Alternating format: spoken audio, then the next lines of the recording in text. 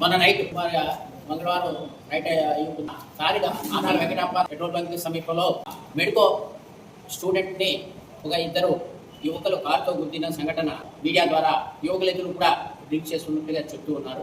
స్టూడెంట్ని నిన్నటి వరకు స్థానిక స్వతంత్ర హాస్పిటల్ నుంచి నిన్న సాయంత్రం చేసి వారిని హైదరాబాద్ తీసుకెళ్ళినట్టుగా అమ్మాయిని తెలుస్తుంది. హాస్పిటల్ కూడా వెళ్ళొచ్చా ఇప్పుడు, అందువల్ల ఈ విషయం చెప్పగలరు. ముఖ్యంగా చెప్పేది ఏంటంటే లేక మెట్రో స్టూడెంట్ అంటే వాళ్ళ తల్లిదండ్రులు ఎన్నో ఆశలు పెట్టుకుని కోట్లాది రూపాయలు వెచ్చించి ఆ అమ్మాయిని వారు కాబోయే డాక్టర్గా జరిగిన సంఘటన వల్ల వాళ్ళ తల్లిదండ్రులు నష్టపోవడమే కాకుండా సమాజం ఒక మంచి డాక్టర్ కూడా కోల్పోయినట్టుగా అవుతుంది.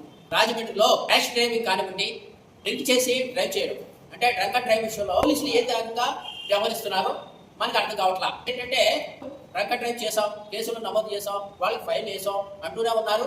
కానీ జరిగే యాక్సిడెంట్లు అయితే జరుగుతూ ఉన్నాయి. రాజమండ్రిలో సాంఘిక శక్తులు పెరుగుతూ ఉన్నాయి. మున్సిపల్ కాలనీలో పెట్టిన బైక్ పట్టిపోయారు. అంటే మీరు చెప్పేది ఏంటంటే పోలీసుల్ని తప్పు పట్టడం కాదు, కానీ మీరు మొత్తంగా ఉండండి. వ్యవహరిస్తే పోలీస్ అంటే భయం కల్పిస్తే శక్తులు తగ్గుతాయి. కాకుండా రాజమండ్రి అంటే ఒక పీస్ఫుల్ ఏరియా, ప్రశాంతమయంగా జీవించేటటువంటి ఒక ఏరియా. పోలీసు వారికి విజ్ఞప్తి చేస్తున్నాను, ఇటువంటి విషయాల్లో మీరు కరెక్ట్ గా కఠినంగా వ్యవహరించండి. ఇప్పుడు ఏదైతే ఉందో అమ్మాయి కనికి ప్రియాంక ఏదో అని చెప్పారు, ఆ అమ్మాయి విషయంలో జరిగింది చాలా దురదృష్టకరం, చాలా దారుణమైన విషయం.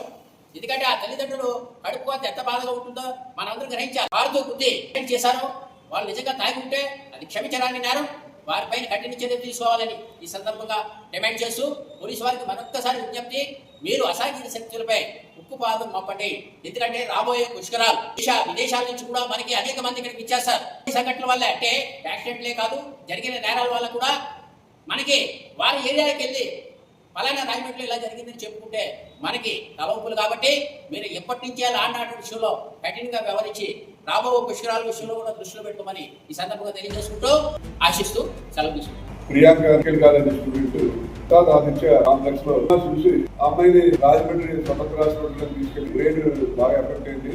చాలా సీరియస్ గా చెప్పి అమ్మాయిని హైదరాబాద్ తీసుకెళ్ళి తాగి డ్రైవ్ చేస్తున్నారని రాజమండ్రి నగరం పరిస్థితి బాగాలేదు. పోలీసులు డ్రంక్ అండ్ డ్రైవ్ కేసులు పట్టుకుంటున్నారు కానీ జనం మనకి గంజాయి బ్యాచ్ ఇది ఎక్కువైపోయింది. కూడా కొంతమంది నాయకులు అండర్లో పెట్టుకుని వెళ్ళి కూడా వాళ్ళకి సహకరించి వెళ్ళి కూడా రాజమండ్రిలో రాత్రి షాపులకి లైసెన్స్ ఇవ్వడం జరిగింది. రాత్రి షాపు పక్కన ఖాళీ స్థలంలో అనాథ రైతుల బాలసిన అమ్మలేదు. దొరకంటే దిప్పు కొడుతున్నాడు, పులి కొడుతున్నాడు, ఇంటికి తాగి పడుతున్నాడు. అలాగే ప్రతి బ్రాందీ షాప్ పక్కన ఖాళీ సైడ్ లో అక్కడ బాటిల్ కొనుక్కుంటాడు, అక్కడే తాగేస్తున్నాడు. ఫుల్గా తాగినాడు, ఇంటికి వెళ్ళి లోపల ఎవరు ఎవరికి తెలియదు. లైసెన్స్ ఏది లేకుండా అన్ని బ్రాందీ షాపులు కూడా పక్కనే అనాథ రైతుల బాగా ప్రతి చోట ఖాళీ స్థలంలో అనాథ రైతుల బాగా ఉండదు. తాగిన తర్వాత ఇంటికి వెళ్ళాలంటే రోడ్డు వెళ్ళాలి, ఆటో మోటార్లు ఏదో వేసుకుంటే ఎవరు గుర్తుంది. కాబట్టి గుర్తు అరికట్టాలంటే ప్రస్తుతం రాజమండ్రి నగరంలో ఉన్నటువంటి బ్రాందీ షాపులకి ఎన్ఆర్సీగా ఉన్న అనాథ రైతుల బార్లన్నీ కూడా పోలీసు వారు తక్షణం ఎక్సైజ్ శాఖ వారు కానీ పోలీసు శాఖ వారు కానీ తక్షణం బంద్ చేయాలి. అలాగే ఈ క్రిమినల్ చర్యలన్నీ కూడా అరికట్టకపోతే రేపు రాబోయే పుష్కరాలకి చాలా కష్టమైన పరిస్థితులు వస్తాయి. పుష్కరాలు రద్దు చేయలేవు.